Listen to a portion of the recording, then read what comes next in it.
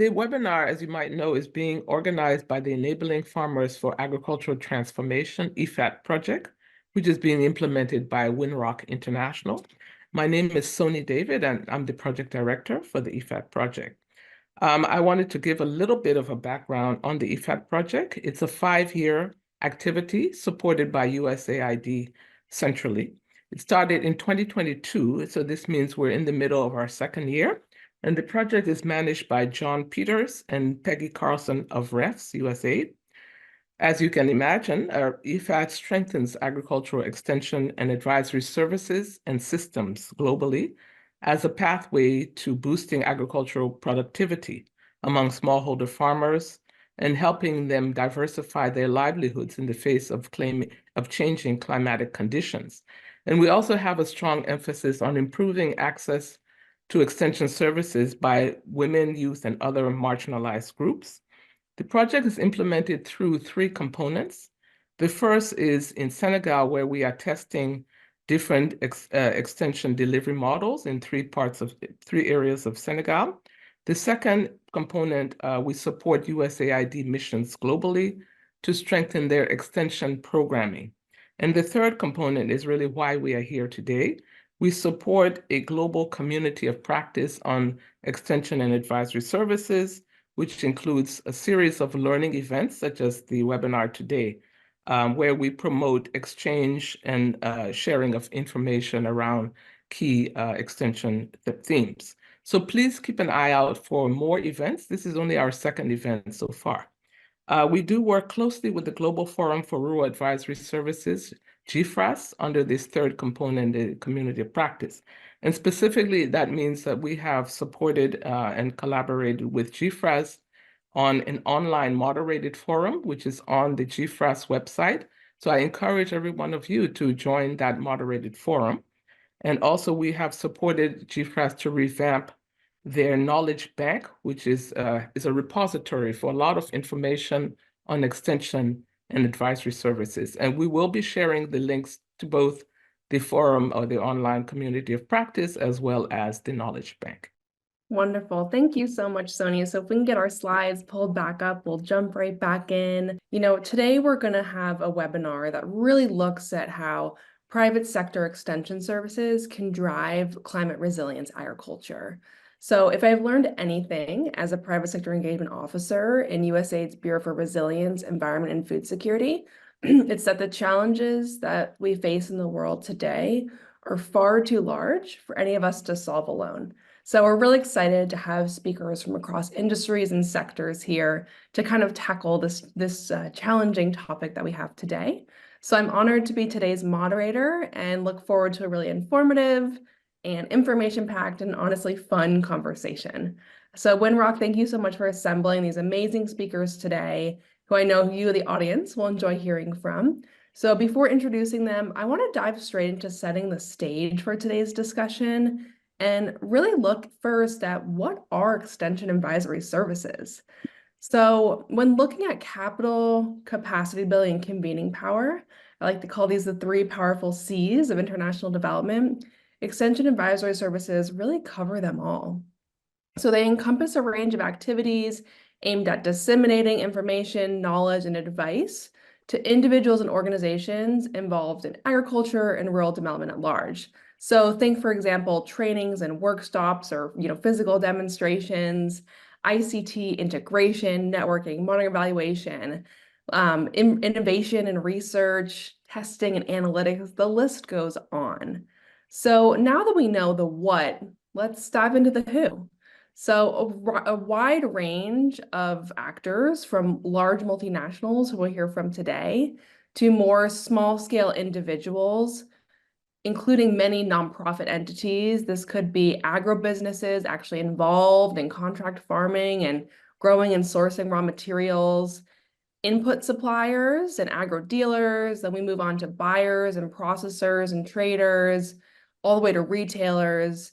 This could include consultants selling services and at large the media. So often engaged are private sector actors we'll hear from today, but also NGOs and civil society, as we need to work together at large to really advance this capital, capacity, and convening power of actors across our global agricultural supply chains. So we've got the what, we've got the who. Let's move into why the private sector. So ultimately, to grow economies and commercial agriculture, financing alone is seldomly enough. On the private sector side, extension services have always existed for a long time, but their roles are really changing.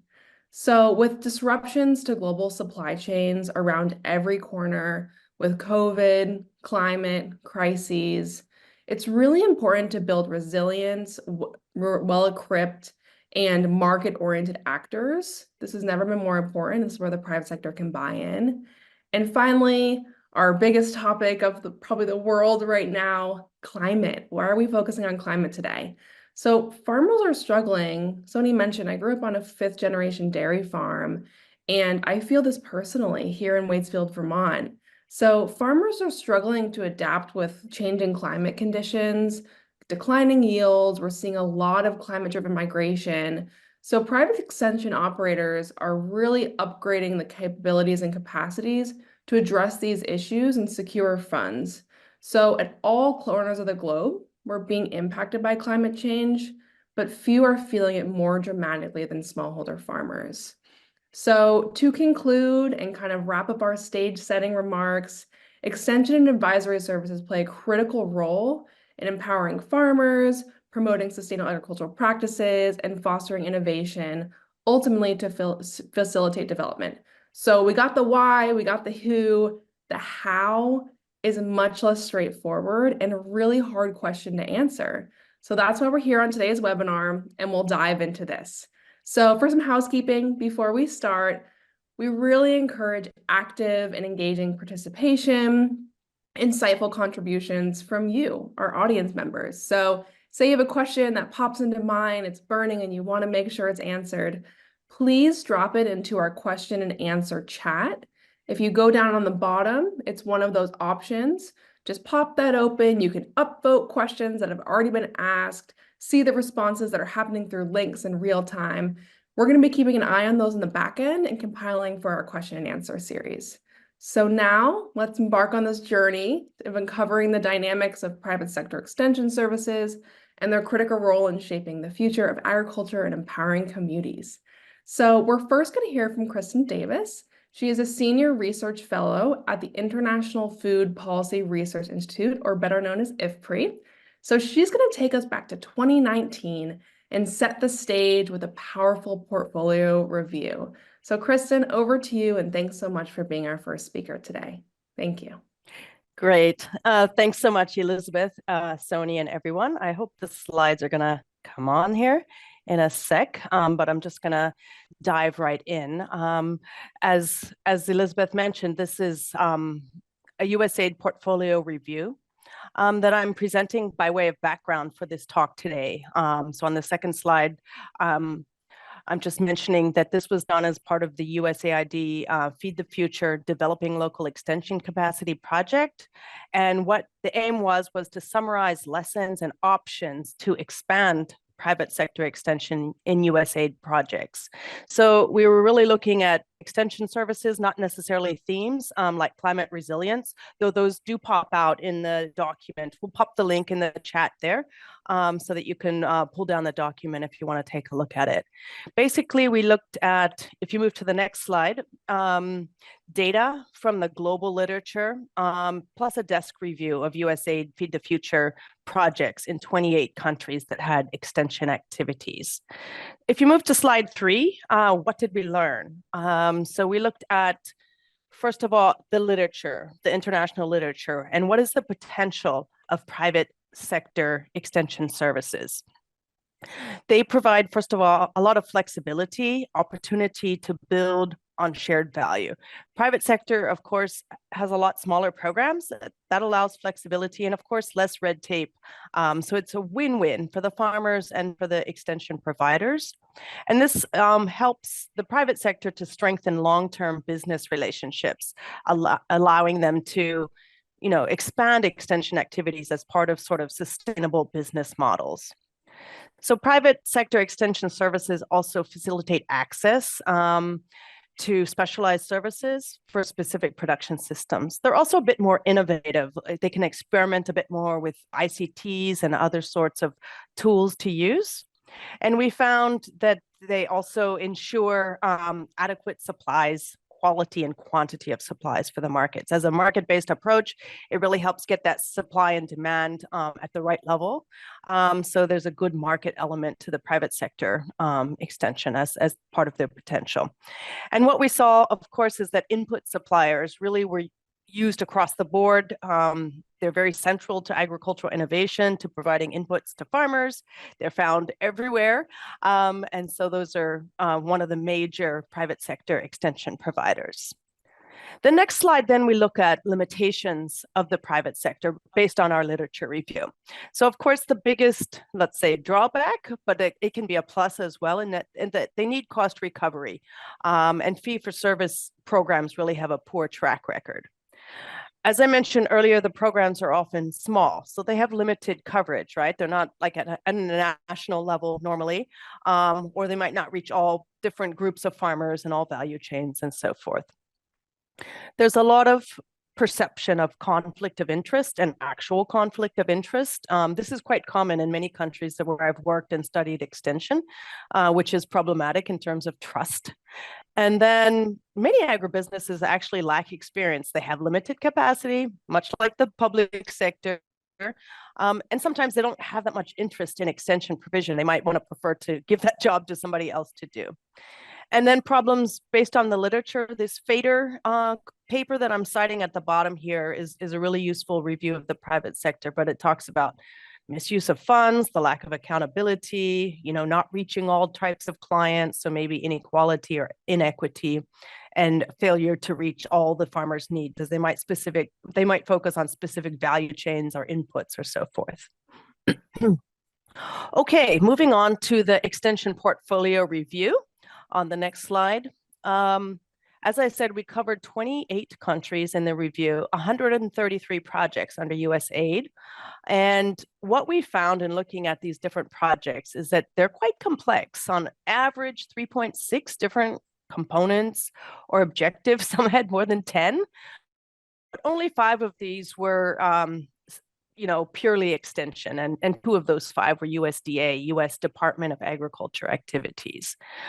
Most of these projects were Feed the Future or the Global Food Security Strategy projects. And we looked specifically at the country program strategy documents for these 28 countries and found that only 14% included an assessment of extension issues, and 15% proposed to work with private extension.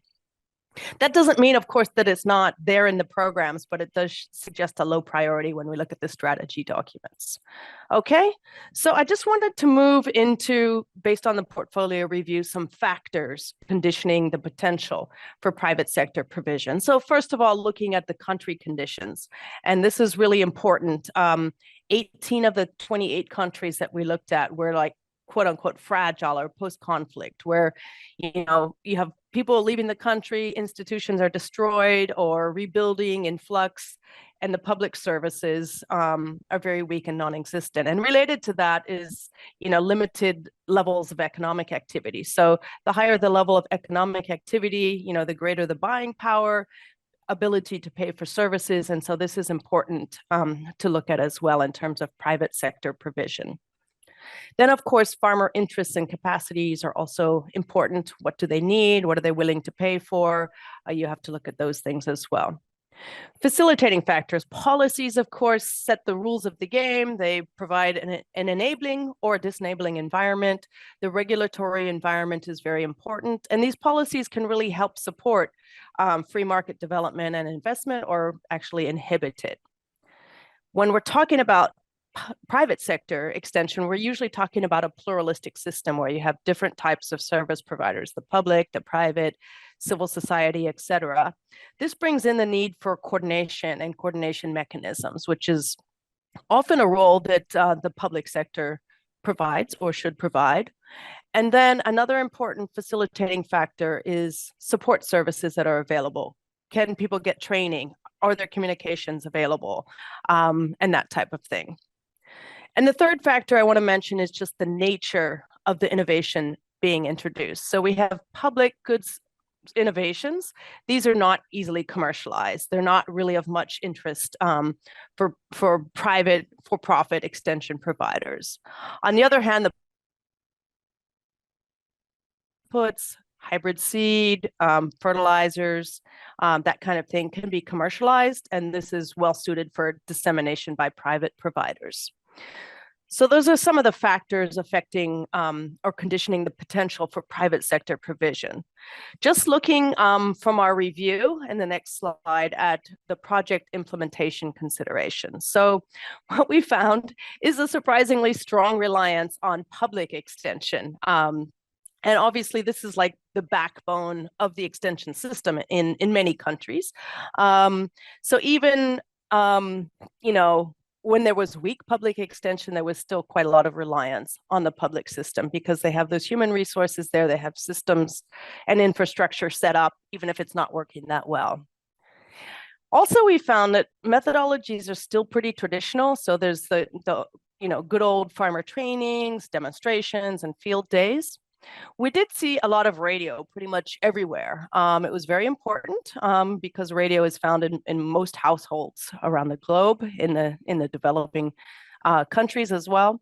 And also some, but pretty limited application of other ICTs, information and communication technologies, a bit more sporadic than radio. Subsidies for inputs for services were pretty common. And of course, you do need, you know, to provide some introduction to a new technology, a new practice, and so you might want to subsidize that for a bit, but really an exit strategy is essential when you're thinking about subsidies. And then finally, decentralization, also pretty common in 15 of the 28 countries. And oftentimes this transition to decentralized services takes quite a long time, can be rather chaotic.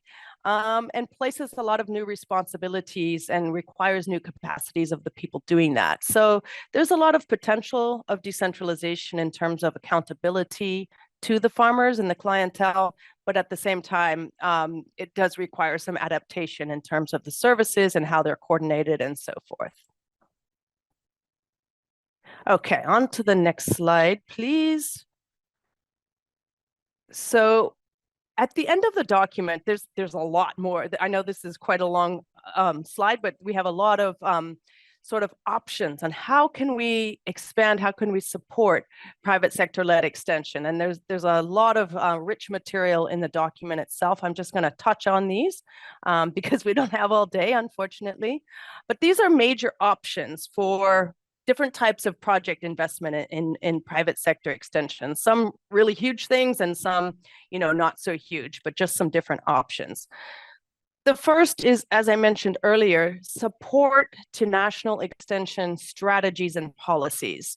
So if you want private sector extension, it really has to be facilitated by these friendly public policies that support private sector, support coordination, allow for registration or coordination of different types of service providers, and allows the private sector to go do its thing. So that's one option. Secondly, it might sound a little bit counterintuitive, but you can also support public extension programs. As I mentioned, it serves as the backbone of the entire extension and advisory service system. And oftentimes the private sector and NGOs and others do go to the public sector for technical support, for human resources, and they just collaborate on projects. So strong public sector extension is also important if you want to support the private sector. Thirdly, the support services that I mentioned earlier, some technical, some methodology related. So pre-service and in-service training are important. Your whole research services and system, subject matter specialist backstopping, communications, monitoring and evaluation. All of these things are really important for extension systems, the whole system of extension, including the private sector. Fourthly is the need to strengthen producer organizations. So these are, of course, private sector entities and key players within effective extension services. And a lot more intentional effort is needed to strengthen these organizations so that they can be the voice of the farmers and gather together what they need help them get inputs, help them market their goods, and so forth. So strengthening producer organizations is also important. Number 5 is this thing I mentioned earlier about the capacity of private sector. So they also need capacity, of course. A lot of the private sector providers in the USAID countries that we looked at were pretty weak or relatively weak. I talked about input suppliers earlier. So a lot of them were lacking in a lot of the capacities and knowledge about agriculture and even their own product. So strengthening of private for-profit firm extension capacity is also important. Then the last 4 options on the next slide, one of these is to strengthen certification systems. So when we were talking about private extension services, you need to pay attention to quality, to objectivity of the services, make sure, an input supplier isn't just selling anything she or he can. And who are they accountable to? Is anyone holding them accountable? Are there, standards in place and so forth? So this is important as well, especially to avoid maybe unscrupulous or unqualified individuals who might be just trying to make a quick buck or money here or there.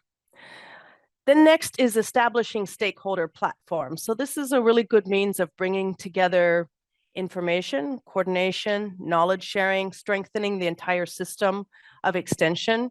We have agricultural innovation services platforms and also extension platforms in many different countries. So this is really important, help bring together what's out there, what's happening, know what's going on, where the capacity needs, etc. The 8th option is actually directly funding extension services. So sometimes this might be appropriate for a project to do. And this usually applies in a case like a post-conflict or post-crisis country or fragile states. If you're trying to reach an underserved or disadvantaged group, that might be important. Or if you're thinking of public goods type services like environmental natural resource conservation programs. So that's one more option in terms of supporting private sector-led extension. And then lastly is to think about subsidies and try to minimize them as much as possible. So we want a little bit maybe at the beginning of a project to encourage adoption, to try new technologies. And then, farmers or clientele might need some inputs and cost sharing to get started, but then they should be phased out. All right, let's go to the next slide. This is on some opportunities. So looking forward beyond this review that I'm talking about, what can we think about going forward? And especially thinking of the topic of today, private sector extension and climate issues. So obviously a lot of focus, as Elizabeth said, has been now on climate smart agriculture and also on things like nature-based solutions, regenerative agriculture, agroecology. These are all opportunities where extension can come in and play an important role. Also, new technologies and systems. So you have your big data, you have your drones, GIS to take farm measurements, AI. These are all opportunities for extension services to really customize advice and help their clientele. And a lot of these digital technologies and approaches can be opportunities for private sector agripreneurs or agricultural entrepreneurs, especially the young people, because if they're provided with capacity, finance, coaching and mentoring, maybe even some incubation, this can help them take off as private sector providers. And this provides then jobs for people, livelihoods, and also supporting services in rural areas, services to farmers who need advice, they need inputs, they need support. There's a couple examples here. I'll put these in the chat later. Access Agriculture has a new book out called Young Changemakers. This is a great program supporting young agripreneurs. And then also KUSA has this young agripreneur model, which is pretty interesting if you want to take a look at those two. I just want to think too, as I wrap up my part of the presentation, about some of the limitations for private sector-led extension. So I alluded to coordination earlier. So if we're talking about a pluralistic system, and a particularly decentralized and pluralistic, coordination is always difficult. And so it's difficult to know what is the private sector doing, what are private sector providers up to, who are they serving, what's the impact or effect or outcome of what they're doing, and coordination and monitoring and evaluation is difficult. So this is some sort of limitation because they're not necessarily incentivized to share what they're up to and who they're reaching and so forth. The profit objective. We haven't talked about it too much, but of course, you need to make money if you're a sustainable business model. And this might narrow the focus too much. Smallholders by nature are usually, hedging their bets and doing a lot of different things. And we probably want them to continue with diverse production of crops and animals and agrobiodiversity in general. And so if you just focus on one area, it's not going to serve all of their needs. And so you may fail there. And then capacity, as I said, remains an issue for the private sector, especially if we're talking about a lot of different people at local level, lead farmers, contact farmers, the input dealers. This is all difficult in terms of getting them up to the right capacity and providing them the support services that they need to help the clientele that they're working with. Finally, as a researcher, I just wanted to mention a couple of the research areas that I maybe see going forward. If you want to move to the next slide. First of all, one thing I think we should look at is how different types of capital interact to support extension provision, private sector, but also other types of extension provision. So we have, the human capital, social, physical, financial, and natural, and how much do you need of one or the other, and how do they interact? Do you need to put them all together, and how do they amplify one another? So that's one thing to look at. Secondly, how can the private sector more effectively contribute to big system level goals like climate resilience of smallholders? So what is the private sector going to do for the sustainable development goals and for like national development goals at country level as well? That's a big one. What are long-term effects of climate information provision? So is this working out? Is it reaching all different types of farmers? What are the most effective methods of reaching them with climate information? These are all things that can be looked at. And then lastly, thinking again of youth agripreneurship programs, what are the outcomes and the impacts? Which ones work and which ones really cause, long-term outcomes and impacts, changes in people's behavior, and then changes in their livelihoods, in their incomes, in their productivity, and so forth. So this is something to look at as well. So with that, I think I'll stop here and turn it back to Elizabeth. Thanks very much. We are going to shift over to the private sector now. Olam Food Ingredients, or OFI.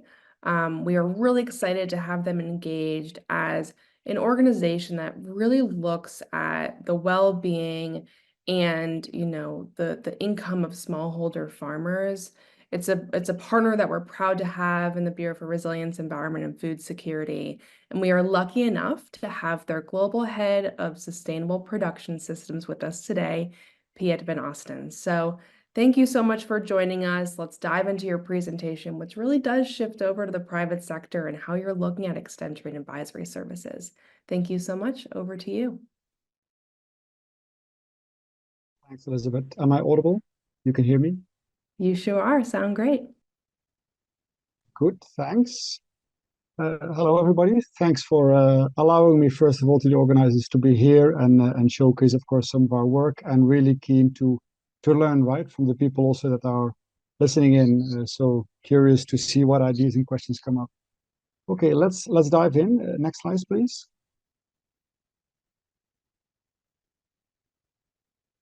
So, of course, the title, Promoting Climate Resilience Agriculture. Well, here you see a picture, of course, and Kristen already talked about, digital tools. And of course, we also make quite a bit of use of that. So next slide. So if we click 3 times, then the structure basically of the presentation here is about, first of all, explaining very briefly who OFI is, what are our footprints, of course, illustrate a little bit, how we reach out to smallholder farmers. Obviously, we have little time, so I'll just give a few just taste bites, of what we are doing, and then briefly, of course, summarize some of the ideas around challenges and opportunities that we see from our perspective, when it comes to supporting smallholder farmers. Next slide. So you might not have heard about Olam Food Ingredients. That's absolutely okay. You probably would have consumed some of our products. We are one of the largest coffee sourcers and processors. Of course, providing coffee to some of your favorite brands. We do a lot of chocolate, a lot of cocoa. We do a bit of dairy, but also are quite significant in terms of nuts, not only almonds, but also hazelnuts and cashew nuts in the tropics, of course, and then we have quite a bit of tropical spices that we also produce and source from farmers and then supply globally. So we're typically a B2B business. And so the big brands that you daily consume actually get a lot of their products from us. Next slide. And so that means, of course, that for us to get those supplies to those consumer-facing companies or customer-facing companies, we work with a lot of smallholder farmers. Since we mostly do, let's say, tropical products, we source from over 2 million farmers, of which about 500,000 farmers get direct sustainability support from us. That happens through networks of a few 10,000, employees. Of course, significant revenues. In general, agricultural commodities is turning over a lot of money, relatively small margins, but don't worry, we are still managed to stay afloat. And of course, we are covered in 50 countries. On the next slide, I'll show you some of those pictures where we are. Yes, thank you. So here you see all those purple dots are actually our sourcing operations. And then you see that most of them actually are really in the tropics or sometimes the subtropics, right? So particularly coffee, cocoa, cashew, black pepper, for example, all of these are crops that are dominantly produced by smallholder farmers. Next slide. So while we produce these crops, actually, of course, a lot of our customers as well have quite significant sustainability ambitions, and we also see that as something that we want to distinguish ourselves in. So we would like actually to be our customers' first choice when it comes not just to the quality of the product, but particularly also when it comes to the sustainability attributes of these products. Because also we see there is, of course, more and more need for that in terms of the compliance, but also in terms of the customer demand, right? And particularly the more luxury products like coffee, cocoa, etc. Usually people ask more questions about the sustainability of these products, maybe than, what the carbon footprint was or whether there was a living income from the loaf of bread, that they bought. So it's surprising, but that's just how it is. But for us, we see it really as an opportunity to really make a positive change also to these farmers with whom we work.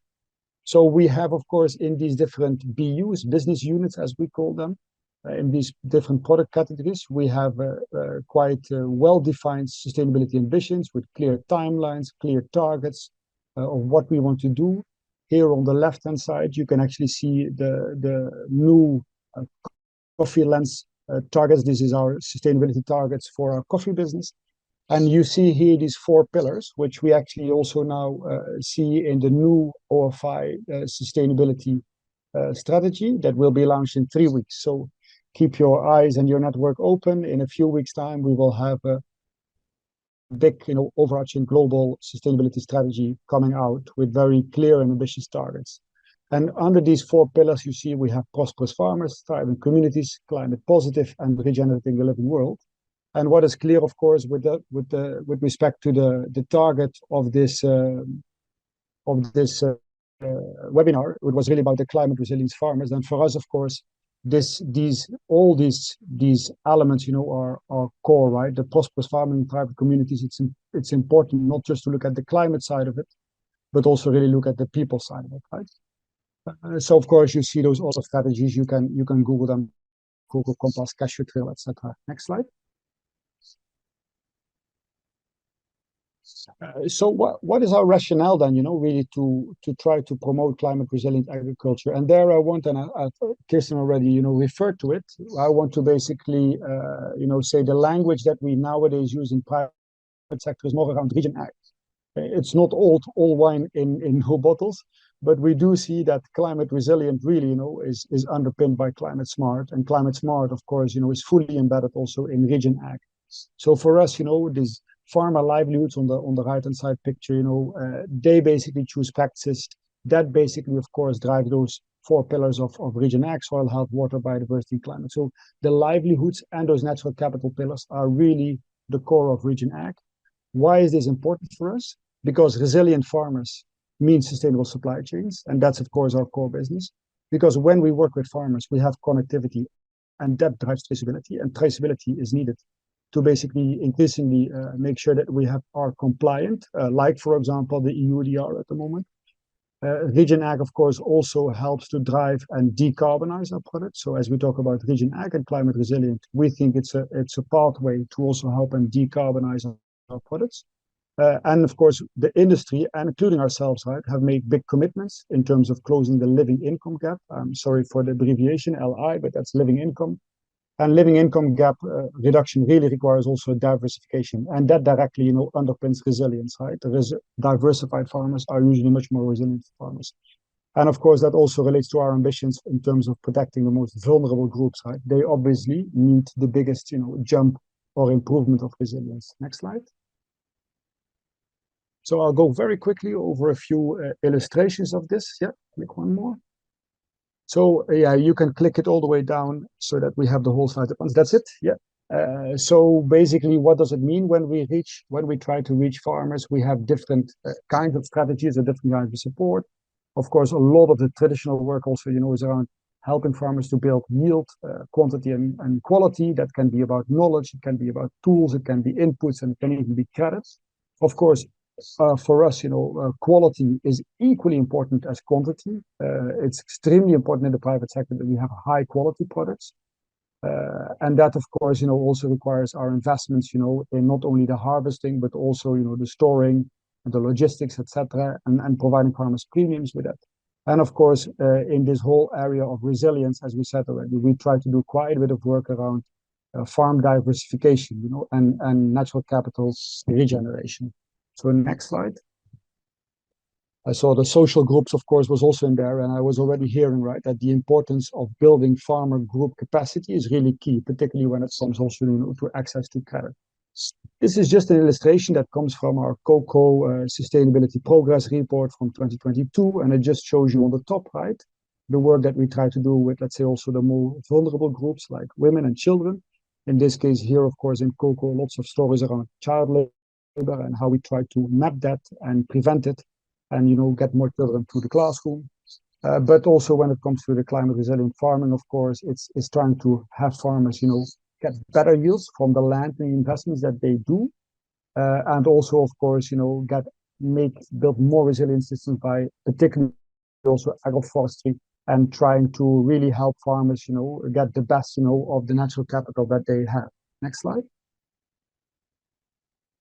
So that's more of a systems approach. Of course, what we do is we develop a lot of technical material, and a lot of this material also goes into digital format. And this is just, it's a 100-page document around, how to decarbonize your coffee. It's not just about, how to decarbonize the product. It's really about, we know that decarbonizing region ag, it's only interesting for the farmer if they directly see a benefit in adopting and doing that. So this book basically, which is more for technicians and field staff, is really explaining, all the dimensions of coffee farming and how to basically build resilience. So we do quite a bit of also technical material development. Of course, trying to align that also with our public research partners, right, that we have in these countries. Next slide. And of course, yeah, and you can click a few times. I think that's it. Yeah, stop. This is also just to show, and even that was already mentioned, right? There is a real need to have these partnership alliances, right? This is not something that we can often do alone. There are many elements, of diversification, of livelihood resilience that go well beyond, the single crop that we are focusing on.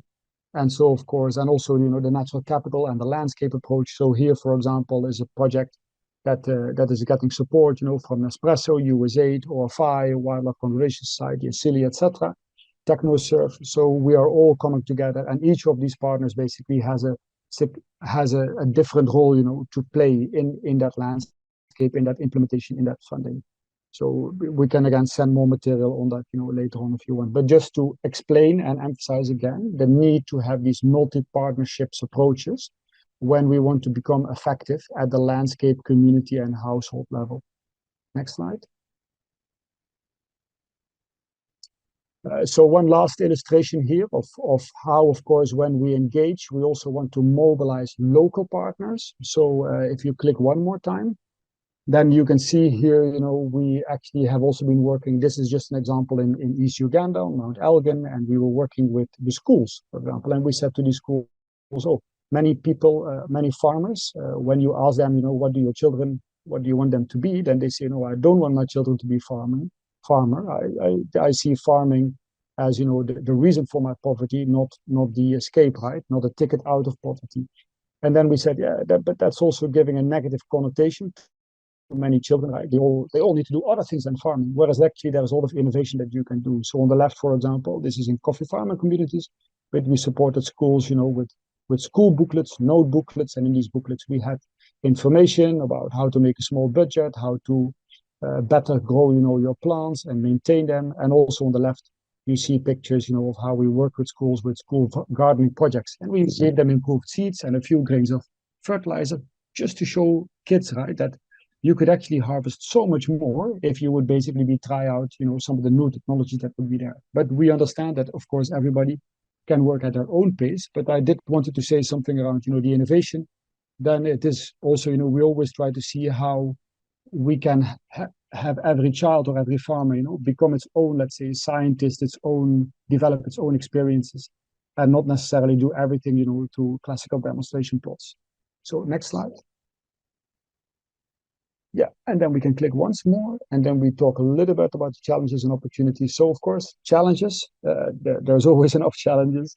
One big problem, of course, I would say, is the Pareto law. It's, the fact that we normally see that 70% to 80% of the volume of a crop, whether that is coffee or cocoa or whatever that would be, right, would normally come from the top 20, 30%, of the farmer community, which actually means that bottom 50% of the farmers, in many cases, only supplies less than 15% of the volume. But that means also when we basically drive extension through, the programs that primarily focus on the cash crops, you do have, of course, maybe that bottom, let's say, quarter of the farm community that is very limited or not engaged, in maybe our commodities, or would be very risk averse and not be very keen, to adopt any new technologies or ideas. It's very difficult, right, to reach some of the most vulnerable groups, I would say, maybe sometimes through private sector. Having said that, I think another point that we have to work on, it's a challenge and it's also an opportunity, is that we really have to work on labor use efficiency. I already talked about poverty and that people need to basically make more money from the time that they invest. So mechanization is key, and engaging youth is key. Smallholder credit, therefore, is also key, but the risk sharing and working with groups and financial literacy is a real issue, real need. Customer demand, of course, is a real opportunity for at the moment, to mobilize co-investment from the private sector. And of course, I think we can still do quite a bit more on these, having more granular pathways, for driving innovation. So not just, one program, one demonstration plot to all the farmers, right? How can we be more granular, knowing that these farmers are so diverse? So we do a lot with farmer segmentation and diversified support. And I think, one big opportunity as well still is mobilizing grassroots networks, including the LBAs. LBAs are local buying agents or collectors, as you might say then. And many people will find these middlemen to be, extorting the farmers, asking a lot of credit, this and that. But actually, they're often quite well embedded. They also have quite a bit of risk. And I think, we've not necessarily always exploited their role as being a partner and an assistant in driving extension and driving support to farmers sufficiently. So I think this is really something where, as OFI, we're trying to invest in and try to maybe see how we can mobilize them and make them our friends, including also, by the way, input suppliers. And the last but not least, of course, is this whole concept of the landscape partnerships. We know that no single sustainability challenge is isolated by itself. The deforestation, the poverty, etc. It's all related. So these kind of landscape partnerships where we can mobilize both public and private investment, I think is a real opportunity. So yeah, let me just leave it at that. Thanks so much. Thank you so much, Pete. I think, when we look at what communities are wanting the most, it's access to long-term, sustainable, and safe employment. And often, where does employment come from? The private sector. So you're creating, a byproduct of millions of jobs and employment. And we really thank you for being here today to figure out how that private sector component really fits into the extension and advisory services. So we have one more presentation for you today from Windwalk International. So we're really excited to welcome Ben Adenemona, and he is the Chief of Party for Feed the Future's Nigeria Agriculture Extension and Advisory Services activity. So really excited to have Ben bring us to Nigeria and really dive into some really great case studies on the ground, which are delivering these EAS services directly. So Ben, over to you, and thank you again for being with us today. Thank you, Elizabeth and the SONA for organizing this very important event because for a good agricultural system, we have to have a dependable information dissemination. And that is where the private sector plays a very important role in agricultural development. I will start by saying that extension activity is basically a 5-year program being funded by USAID in Nigeria, covering about 7 states. Nigeria is made up of 36 states, and the activity covers 7 states. The structure of the presentation, of course, has been shown. I will give a context of the extension activities on the rationale slide. Actually, slide 3. Yeah. Nigeria, for most of you who know, Nigeria is over 200 million people. Many of them are smallholder farmers who consist of about 34.5 million of that population. About 70% of the food that the country consumes pass through these people.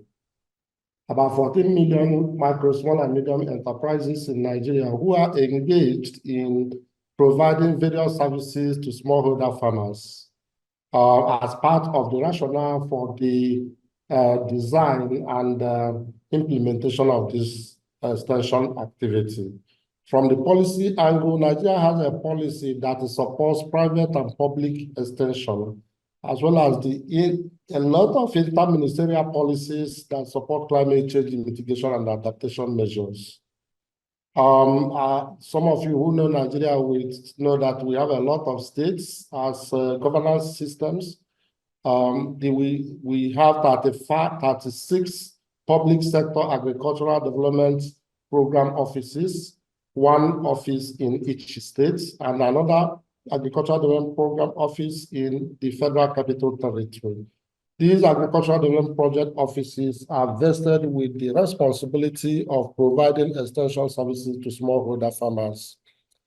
Unfortunately, despite the fact that we have these features, the policy is there, the lot of structures, public structures for extension implementation, you still have the fact that productivity for smallholder farmers is extremely low, below global average, making smallholder farmers non-competitive in the agricultural sector. The lack of this competitiveness and, of course, low productivity and this competitiveness stems from the fact that the information dissemination is very poor. The channel of information provision is weak. We have about 1:10,000 extension agent farmer ratio, which is again dominated by the public sector. And of course, we are also aware that the public resources are dwindling globally. Nigeria is not an exception. People are hungry. So with these happenings, USAID felt that services are required, better services and efficient services are required to provide farmers with information that will enhance their productivities for them to meet the food needs of these over 200 million smallholder Nigerians. Next slide. And this basically, we came up with these extension activities, and our approach is basically very clear, which is how it touches on the private sector driving climate resilient agriculture, among other practices. We focused on making extension services as an enterprise. That is very key. And for this reason, we recognize that waste exists in the practices of smallholder farmers. The extension activity employed a lean methodology to identify and isolate these wastes, which are associated with the agricultural practices of the farmers. And the idea here is to arrive at the most impactful practices. So we are focusing on most impactful practices than good and agronomic practices. And in identifying most impactful practices, this could be a practice, it could be a product, it could be a service, it could be a process, and also it could be a technology.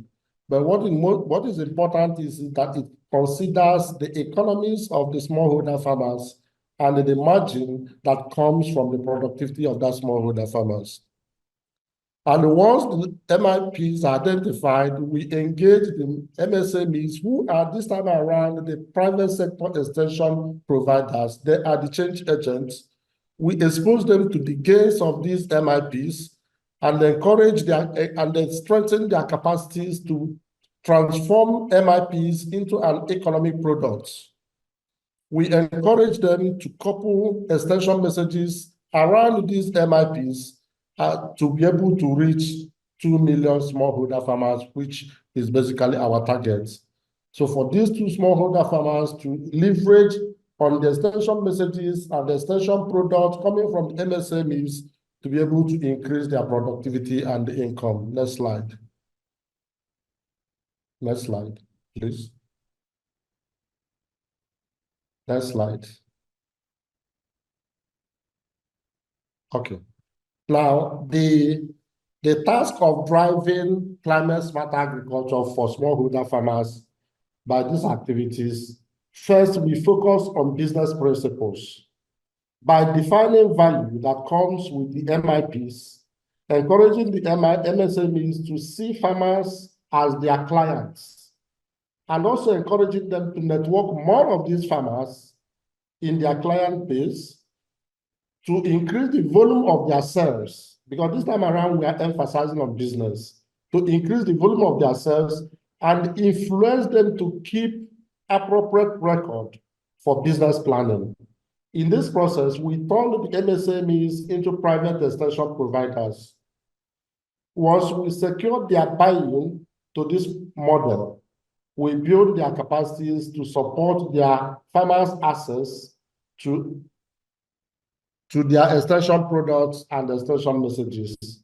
So it's about capacity building, it's about access to the product that will come from MSMEs and also the services and extension messages from these MSMEs. In this manner, we work with them to strengthen their input delivery, input supply chain, to improve access to climate smart agricultural practices. We promote digital extension services to enable them to enhance their outreach. And of course, we promote alternative financing products to enhance access to climate smart inputs and services by the MSMEs and the smallholder farmers.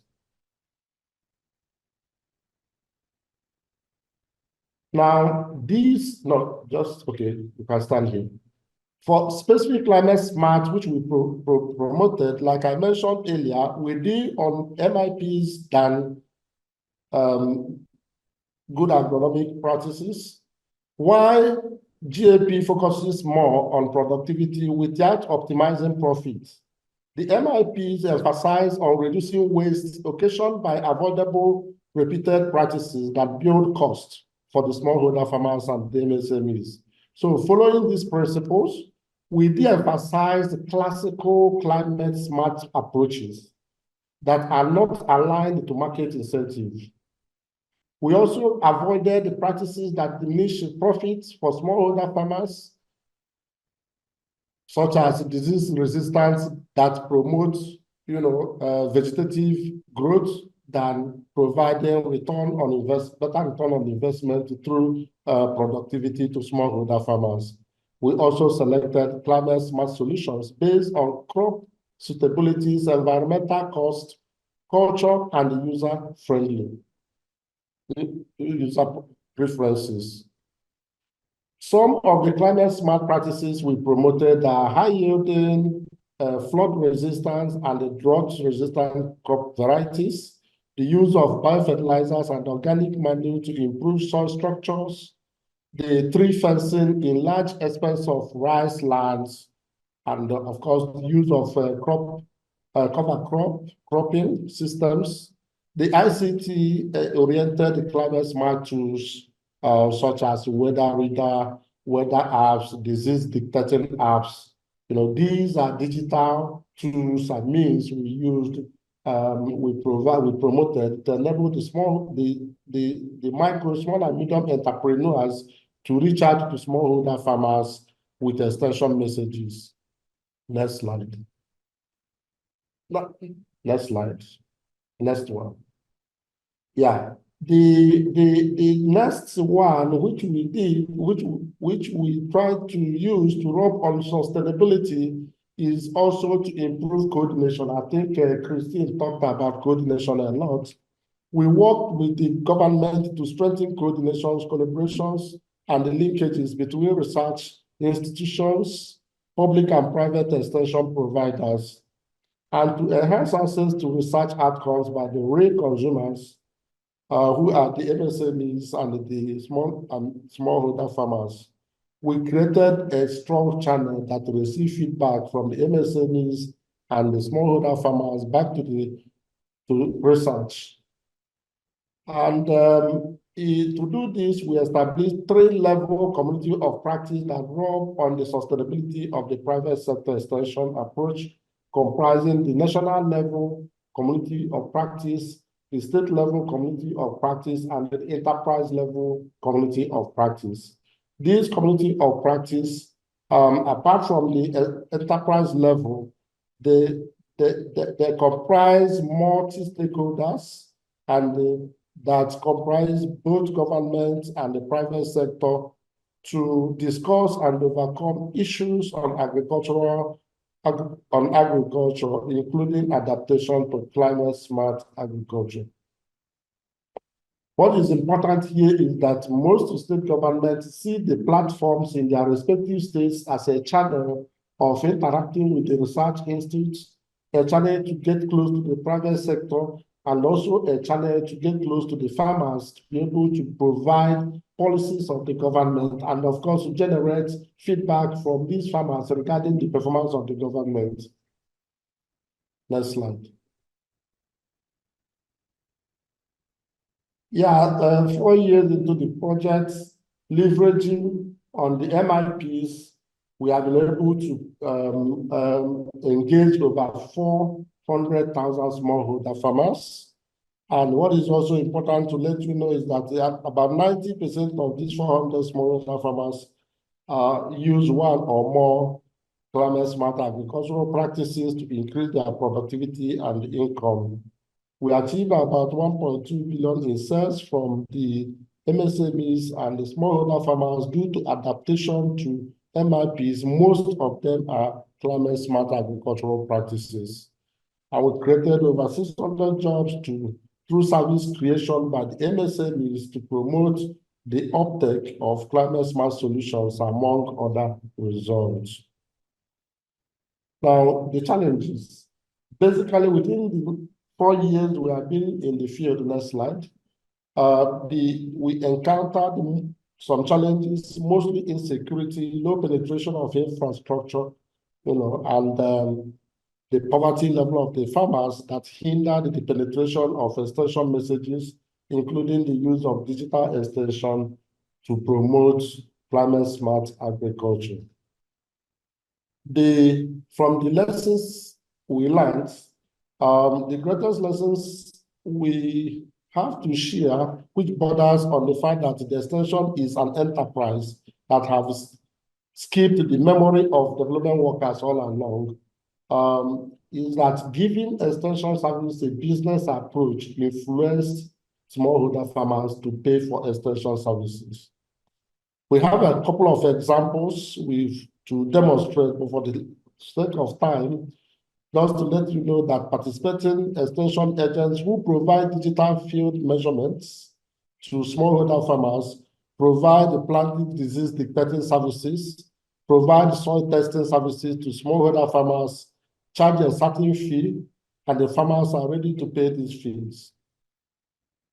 The focus on market-aligned climate-smart business solutions, which is the MIP, lead to high adoption rates. And integrating digital extension in the practices of micro, small, and medium entrepreneurs and farmers to increase outreach in climate-smart agriculture and enable them to grow their business. Yeah, I will end by saying here that a number of success stories have been demonstrated, just like the one you are seeing here in the screen. The story of the story of Malam Shitu, a maize farmer in one of our participating states, who benefited from this trainings and the business development capacity building on the use of suite of digital apps. You know, the MSME in one of our visits said that the plantings helped him to identify and remove fall armyworms from his farm. He said, I got a better yield because I was using plantings application. I always tell other farmers to use this app to be able to detect diseases and nutrient deficiencies in their crops. And he submitted that in 2022, he realized 15 bags, which is 1.5 metric tons from his cowpea. And in 2023, when he used the Plantis apps, a digital application, he got 4 metric tons. He also submitted that similarly in maize, he got about $1,776 for not using the app. And when he adopted the use of Plantis app, he got almost initially he was getting $662, and when he started using the app, he realized 1,776. So these are part of the success stories we receive from the field. And what is most important is that these guys provide services to smallholder farmers, and these smallholder farmers pay for their services, not because we have been able to transform extension into an enterprise. Thank you so much for your audience.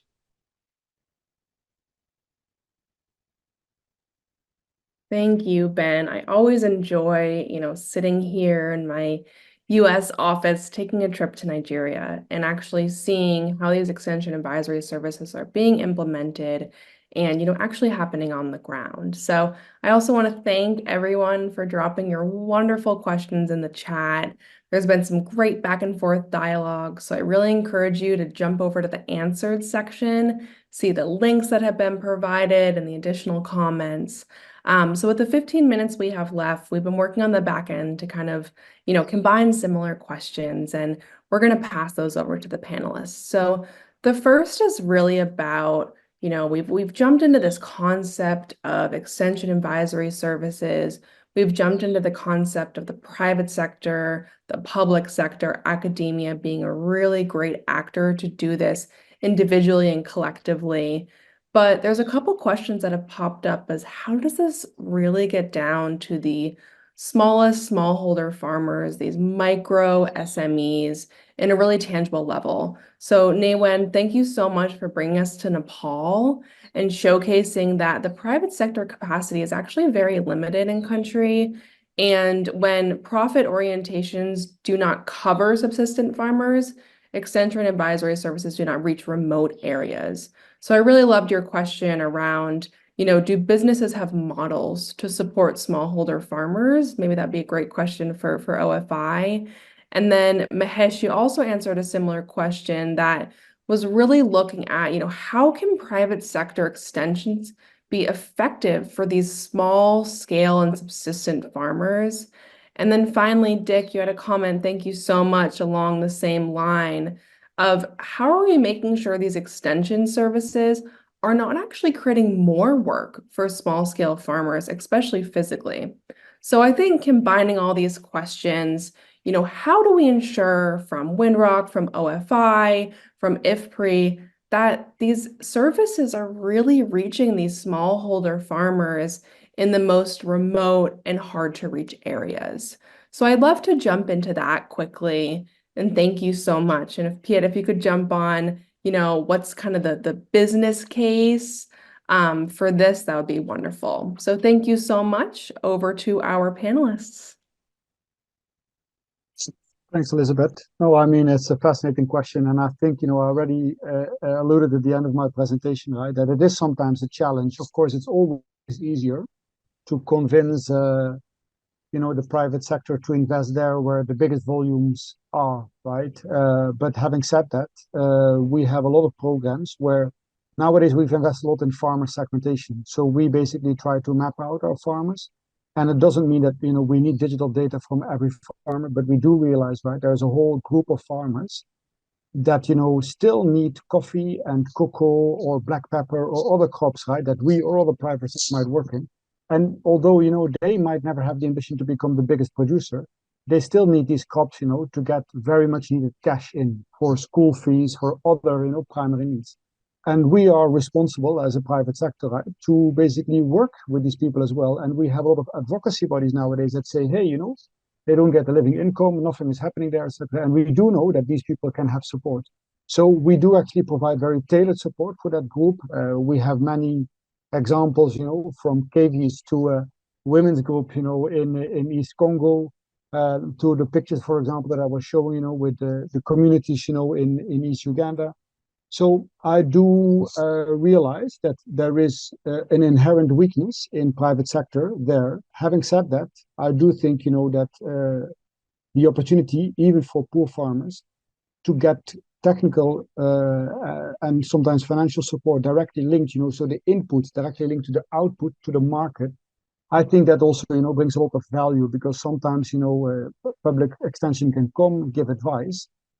But if you tell farmers to produce more of something, and then you don't make sure that the offtake is there, right, of the market, then that sometimes also lead to frustrations with farmers as well. So I've taken the point. It's not a 1-0 solution, that the private sector can provide. But I would want to also avoid saying that, yeah, we will only focus on the big guys, right? Because then we would be sourcing coffee only from Brazil and not be in East Africa, Indonesia, Central America, etc. So we are obviously, right, trying to diversify origins, but even within the origins, diversify our approaches to farmers.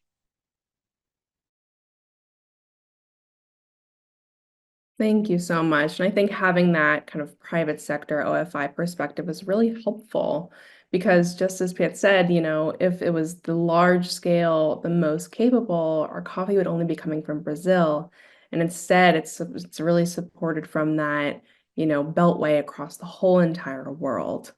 So Ben, Kristen, any thoughts on really how to integrate and reach the smallest of smallholder farmers and to make sure that accessing these extension advisory services aren't actually creating more work for them?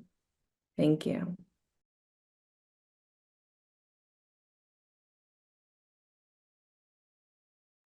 All right. Ben can go after I speak a little bit. Right. I mentioned, or maybe I forgot to mention in a specific slide, but there's a couple areas or places where you can aggregate small scale farmers and reach them. One is through the producer organizations. Not all farmers are organized in such a way, but by working through producer organizations, you can reach more farmers. They can aggregate their produce, they can get better prices on inputs and so forth. And then using a model like the village agent model, I'm going to finish typing it in the chat, but this is a model that has been implemented in Uganda and other countries as well, where you have this middle person who's sort of advising farmers, doing soil testing, linking them with off-takers, and it's, so that person can also make a bit of a living off of that, but advising farmers at the same time. And then the third way is this much used lead farmer approach, or contact farmer, which is used, for instance, in Rwanda, Ethiopia, and countries like that. Over to Ben in case he has something to add. Okay, yeah, thank you so much for that question. I think first is that when I did my presentation, I made mention of the use of small and medium entrepreneurs. These are large number of group of business promoters that exist in various communities, various farming communities. They are very close to the smallholder farmers. They eat with smallholder farmers. They dine with them. They are familiar with the terrain. So, and you see the fact that you need to ensure that they understand that the extension provision is no longer a public good rather than an enterprise. So transforming that understanding, that orientation that they need to use extension, approach smallholder farmers through the business lens of extension. And as well as also creating a structure, a system that leverages existing structures, both public and private sectors in various farming communities. Most of these structures are also dormant. So you need to find a way of reactivating this structure that exists in both farming communities. So putting that into consideration, also creating avenues for strong partnerships that brings everybody to the table, that also bridges the gap between the research institute and the smallholder farmers, enabling them to leverage that services, helps the research institutes, the private sector, even the government to be able to reach these farmers, in a more profitable manner. So putting all that fall into the equation helps you to encourage the smallholder farmer to patronize the private sector, also encouraging the private sector to read the smallholder farmers, also enable the government to keep supporting it, because it fills a lot of gap for the government where you have huge gap in extension provision. Over. That's wonderful. Thank you so much. And I think that's what we all hope for the most, the small of the smallholder farmers to be reached and their capacity to be built, them having more access to capital, and having that convening power network to really get their boots off the ground. So we have about 5 minutes left. We're going to do a really quick rapid fire question. Something that I always ask when I have a new project or, I'm assigned something, what does success look like? I think once we know what the expectation is or what the goal is, we can not only meet that, but exceed that. So we got a question from Guillermo about really, measuring success when there's so many different assistance providers and suppliers that have their own assessment tools. It's sometimes hard to meet what success looks like for one provider versus another. So would love for just, 1 minute or even less than that answer really quickly. When you're looking at providing extension and advisory services, what does the end goal look like? What does success look like? And, from the private sector lens, from the public sector lens. So that would be really great to kind of wrap us out today to figure out what we're all working towards. So 1 minute over to each of you. Thank you so much. Maybe we can start with OFI Piet first and go back in order. You're putting me on the spot, so I can't be getting inspired by the others. Now, what does success look like? I think, for us, of course, it's if I would look, from many of my colleagues' perspective, it's quite easy, right? If you have more volume and you have better quality of the volume, that means there is more money going into that region, right? And that money actually goes to smallholder farmers. If we see what we did in East Congo, also, through the Guerrilla Coffee Alliance, we basically managed to increase by tens of percent, right? Just the view of the quality of the coffee, the premium that we get, the number of farmers, the yields, etc. And these are millions of dollars, going into some of the poorest areas. And that money, of course, in the end, will find its way into that economy. Having said that, you cannot measure everything through money. It's extremely important to have some rapid livelihood indicators. So I think, of course, for us, some of the things that we've worked on quite a lot, in West Africa in particular, cocoa, is child school attendance, right? And the cases of child labor, for example, that would be detected, right? So I think it's always good not necessarily to ask too many questions to farmers, but maybe to look, at some of the outcome indicators, right? So what are some of the things that have changed in terms of how they spend money and what assets they have been built up, during over the years, of course, that you were there. And then if you really see significant changes in terms of villages and communities, I think that is what is most interesting. So KPI is related to that kind of livelihood improvement, I think. And I'm sure that Kristen would be excellent.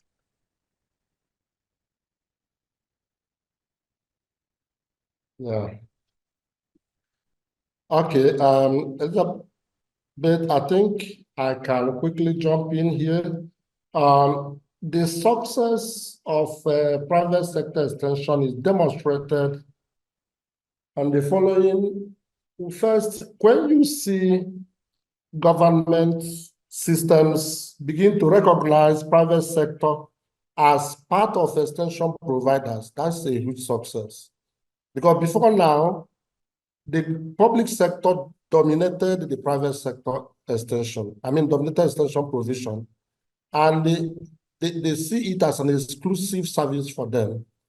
And that's part of the bane of agriculture.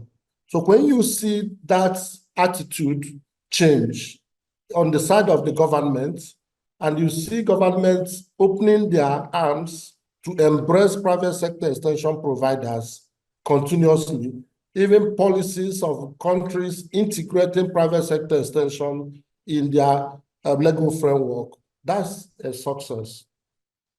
The other one is when you begin, before now, farmers don't pay for extension services. So it will be very difficult for somebody to provide a service that will not be paid for. So now when you see farmers getting up on their own to seek for extension services, also pay for that extension service they receive, then you begin to see success in private sector extension delivery. And the last one is when you see the private sector extension providers moving out on their own to seek for services, increase their knowledge base, begin to cluster farmers around them to deliver input and services to these farmers without looking back on the government or the development partners, then you begin to see that you have left a structure in the farming communities to provide extension services, whether the government is there or not, that services continue to go on. That is a huge success in that regard. And finally is that you see a system, like we talked about community of practice. Usually when you see smallholder farmers or MSMEs coming together and attending meetings, they always like to ask you, are you going to pay for our services? So when you organize such events where the smallholder farmers and the MSMEs are going to a meeting to broker businesses to leverage supports, leverage technologies, leverage knowledge that will enhance the performance of their businesses, of course, you begin to see that successes are being demonstrated in private sector extension. Thank you. Amazing. Thank you so much. Success to a webinar moderator is, closing out on time. So we're 1 minute over. I want to respect people's times and other meetings we need to get into. So thank you so much for the participants joining us. There's been a lot of amazing questions around gender and access to ICT. So we are going to be doing a follow-up email in the coming week, really with the recording of today's session, if you want to share it out. and providing some links to some of these questions that weren't answered. So amazing, amazing information from our panelists today. Thank you, Winrock, for putting this together and bringing us all, into this wonderful space. I'm wishing everyone a rest of your Thursday, and thank you so much. We'll see you at the next webinar series. Keep an eye out. Have a great rest of your day. Thanks. You.